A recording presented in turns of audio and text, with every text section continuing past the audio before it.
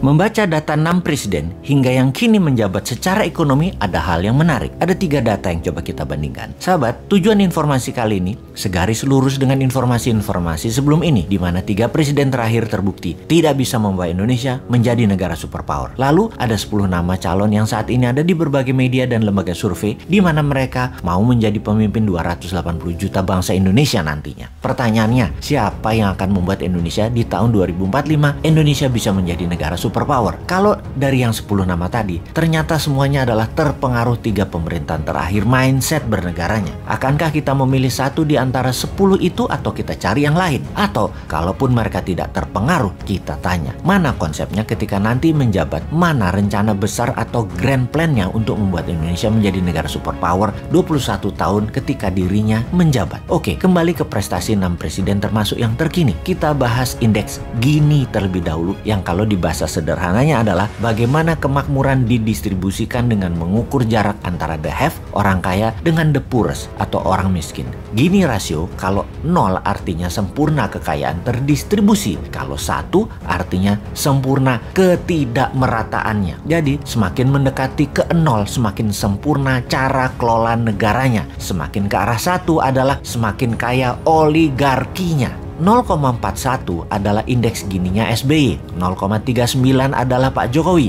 0,33 di zaman Ibu Mega, 0,31 di zaman Soeharto, Habibie, dan Gus Dur. Kemudian ada yang namanya fiscal space yang kita sederhanakan pemahamannya. Kalau di perusahaan itu ada istilah free cash flow. Semakin banyak free cash, semakin banyak space-nya, semakin longgar, bisa banyak geraknya. Biasanya diartikan dengan kemampuan mengumpulkan pendapatan negara termasuk unsur pajak di sana. Jadi kalau tumbuh, maka fiskal negara yang berbasis pajak semakin banyak uangnya. Zaman Pak Harto bertumbuh 62%, Habibie 36%, Gus Dur 45%, Megawati 34%, SBY 285%, dan Pak Jokowi 6%. Dan tidak ketinggalan pendapatan per kapita, di mana rata-rata pendapatan setiap individu untuk hidup 1 tahun itu adalah pendapatan per kapita atau dikenal dengan istilah GDP per kapita. Pak Harto selama 31 tahun tumbuh 767%.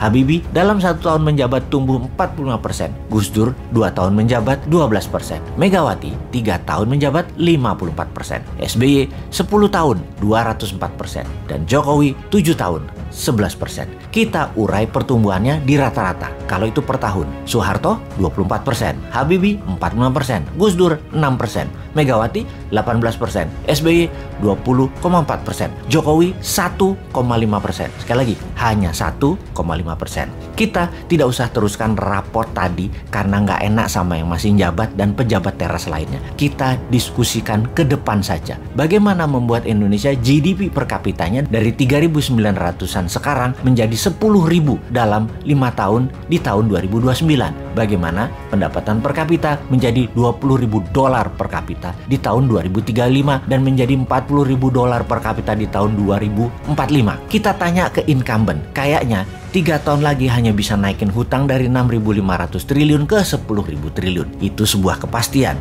Kalau kita tanya ke 10 calon yang nanti di tahun 2024, kayaknya belum ada yang mikirin karena otaknya saat ini adalah hanya bagaimana menjadi terkenal dan disukai publik. Ketika menjabat, kumaha engke wae lah, rakyat teu ngarti. Pastinya ketika menjabat nanti, ya dalam 5 tahun, otopilot aja pemerintahannya dan kelolaan bernegaranya. Keputusannya tetap populis. Populis di mata rakyat dan populis di mata Tiongkok. Kalau New Mind jelas, printing money, bunga deposito 0%, kelolaan selat dan perairan internasional di wilayah Indonesia 100% untuk keuntungan Indonesia, seluruh sumber daya alam mineral sampai hasil akhir 100% diproduksi lokal, sehingga kita pun memiliki bursa barang jadi, spot dan future price-nya yang menentukan Indonesia untuk mineral tersebut. Pastinya 10 juta putra-putri terbaik berguru ke seluruh dunia dan semuanya telah selesai wajib militer. Mereka lah yang akan membangun dan mengelola domestic direct investment dengan printing money di KEK, kawasan ekonomi khusus. Mau ditiru konsepnya, wahai para calon, atau punya konsep lain? Ditunggu loh.